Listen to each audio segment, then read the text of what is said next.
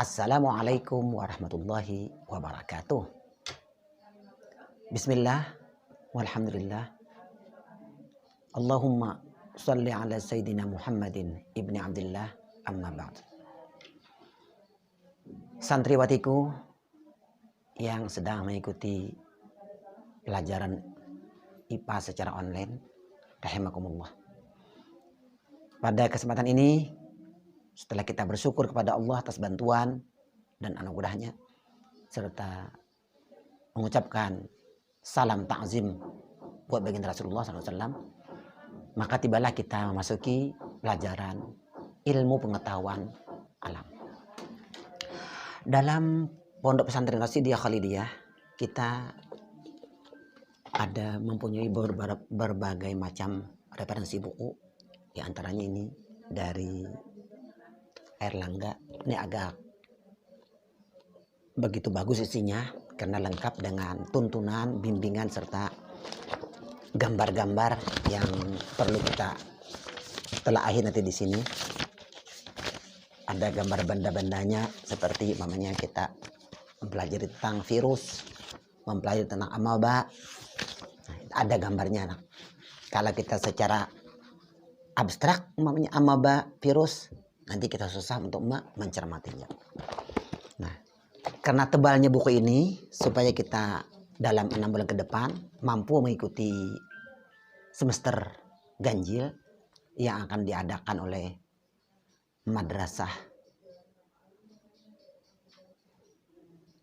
se-HSO, dan soal ini biasanya digodok oleh musyawarah guru mata pelajaran. Mudah-mudahan kita dapat memahami ini. Jadi kita penting menggunakan buku pelajaran supaya sama setiap madrasah, baik yang swasta atau yang negeri. Hari ini kita akan memulai materi pelajaran kita bab 1, nak. Yang sudah ada bukunya silakan dibuka di rumah. Buku ini kita gunakan. Materinya adalah objek IPA dan pengamatannya. Sebelum kita memperjelas apa itu yang dimaksud dengan objek, secara ringkas aku akan ringkaskan di sini. Objek itu adalah benda-benda yang ada di sekitar menjadi perhatian dan pengamatan kita. Adapun yang menjadi objek atau pembahasan pengamatan adalah fenomena. Apa itu fenomena? Adalah kejadian alam tanpa ikut campur tangan manusia, namun dapat mempengaruhi manusia.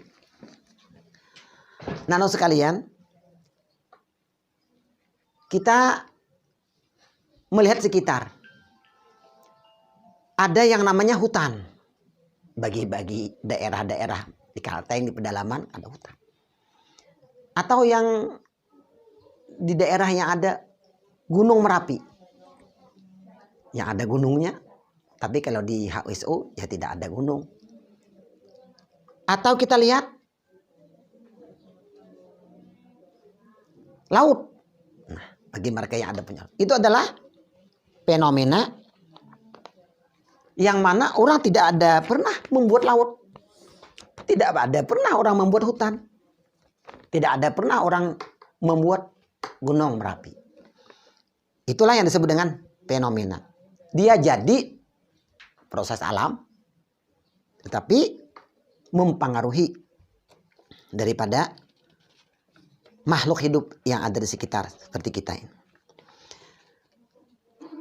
Fenomena di bumi ini melibatkan unsur, ada itu unsur alam. Misalnya gejala biotik yang melibatkan makhluk hidup. Ada juga unsur yang melibatkan gejala abiotik. Sekarang yang biotik, manusia, hewan, tumbuhan. Biotek. Kemudian ada yang abiotek. Tanah, air, udara, dan cahaya. Itulah fenomena-fenomena yang dapat kita amati objek tadi. Kemudian pengamatan. Pengamatan merupakan langkah awal untuk mempelajari benda-benda yang ada di sekitar. Kita melihat, oh ini ada virus, tapi tidak bisa dilihat. Oh ini ada bakteri. Oh ini ada jamur. Oh bisa dilihat. Itu adalah benda-benda di sekitar kita. Untuk mengamati suatu fenomena ada dua bentuk kegiatan yang digabungkan. Jadi fenomena tadi ada kegiatannya yaitu penyelidikan dan pengukuran. Nah, diselidiki. Apa ini makhluk hidup? Apa ini benda mati? Apa ini bisa diukur dengan menggunakan alat ukur? Itulah yang disebut dengan mengamati. Jadi penyelidikan dan pengukuran. Anak-anakku sekalian, itu pada lembar kalian buku itu halaman 8. Penyelidikan kegiatan pertama ialah penyelidikan ilmiah, yaitu penyelidikan yang mensyaratkan beberapa proses yang sudah dikuasai. Jadi penyelidikan itu pertama pengamatan, diamati. Kemudian membuat inspirasi. Ketiga, mampu mengomunikasikan. Pertama dulu kita ambil di sini contoh pengamatan. Pengamatan dapat dilakukan secara kualitatif dan kuantitatif. Apa yang dimaksud dengan pengamatan kualitatif? Yaitu menggunakan panca indera. Ada mata, ada telinga, ada kulit, ada lidah, ada hidung. Itulah panca indera. Contohnya indera pembau untuk mengamati bau pada bunga. Nah, bunga apa ini? Kedua,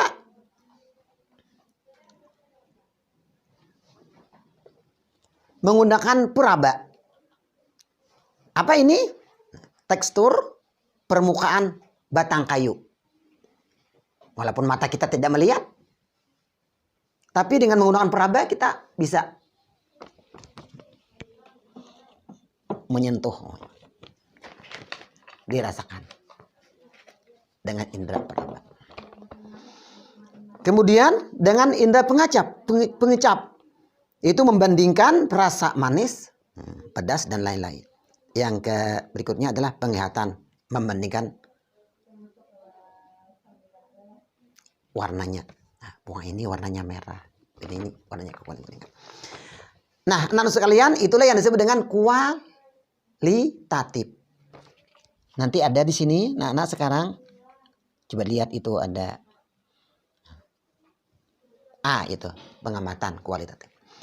Selanjutnya ada pengamatan kuantitatif, yaitu pengukuran menggunakan alat ukur dan satuan pengukuran yang bersifat universal.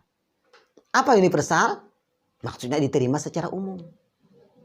Orang Kalimantan paham, orang Jawa paham, orang Sumatera paham, universal.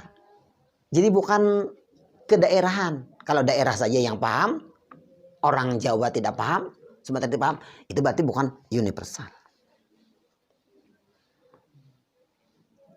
Contohnya mengamati denyut jantung orang. Nah, orang Jawa kebetulan transmigrasi ke Amuntai atau ke Kalsel, mesti menggunakan alat ukur, paham dia. Itulah yang disebut dengan kuantitatif. Kemudian mengamati waktu yang diperlukan atlet, baik itu atletnya lari, renang, itu mesti ada alat untuk mengukur, mengamati dalam menyelesaikan satu lintasan atau satu event. Itu adalah pengamatan. B. Membuat inferensi atau kesimpulan sementara. Oh, kalau begini kesimpulanku seperti ini. Ada itu. Yang C. Mengomunikasikan. Apa ini? Dapat dilakukan baik secara lisan, tulisan, atau bentuk laporan, dalam bentuk itu lokal, bentuknya tabel, grafik, dan dengan menggunakan gambar. Itu cara mengkomunikasikan. Yang kedua, pengukuran. Pengukuran dalam pengamatan dengan panca indera. Pengamatan objek bisa dilakukan, namun cara tersebut biasanya bukan cukup untuk memperoleh hasil yang tepat, sehingga memerlukan cara lain yang disebut dengan pengukuran. Jadi ada ukuran bukan secara abstrak pemikiran, tetapi ada alat yang digunakan untuk mengukur. Pengukuran dapat diartikan membandingkan suatu besaran yang diukur dengan alat ukur yang sesuai. Contoh, nanti kita ada pertemuan berikutnya, ada alat-alat ukurnya, mengukur panjang sebuah buku, tebalnya. Kalau hanya menggunakan dengan apa namanya itu, makanya kan ada orang mengukur lidi dengan jengkal. Akhirnya ditanam lidi ini di sebuah tempat. Setelah diambil, oh, panjang daripada yang dulu tadi. Yang dulu sekian sejengkal, yang sekarang jadi sedikit tambah. Nah, itu karena pengukuran yang tidak tepat. Nah, jadi pengukuran di sini adalah pengukuran membandingkan benda buku dibandingkan dengan alat. Nah, sekarang ada berupa penggaris dan sebagainya. Itu nanti pertemuan berikutnya kita akan bertemu itu. Yang ketiga, pengamatan IPA.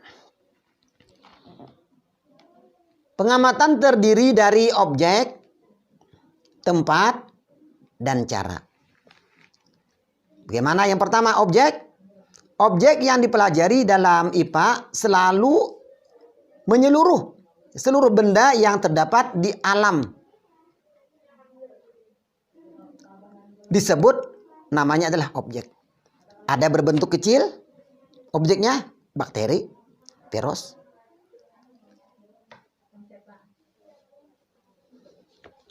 Dan berbentuk ukuran besar.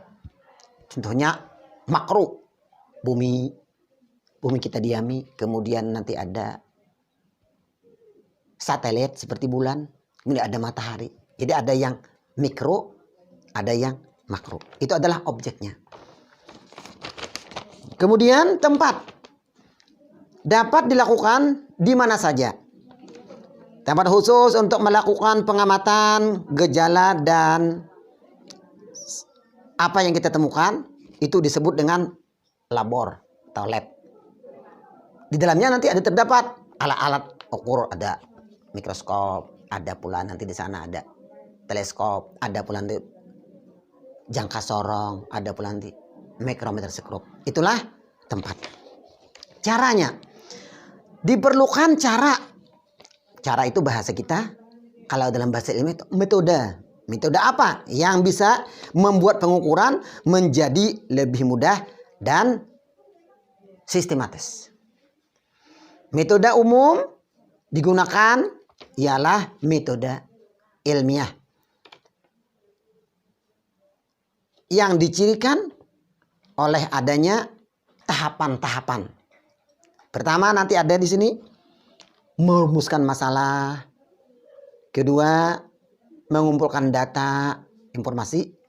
Ketiga, membuat hipotesis. Keempat, melakukan eksperimen atau percobaan-percobaan. Yang kelima, membuat kesimpulan. Nah, di sini sudah mulai eksperimen. Yang berikutnya, pengujian kesimpulan tersebut. Yang ketujuh, membuat kesimpulan. Yang kedelapan, membuat laporan. Dan yang kesembilan, cara mempublikasikan. Baik itu kepada teman-teman, nanti ada kita diskusi. Mudah-mudahan apa yang kami sampaikan di sini dapat dipahami.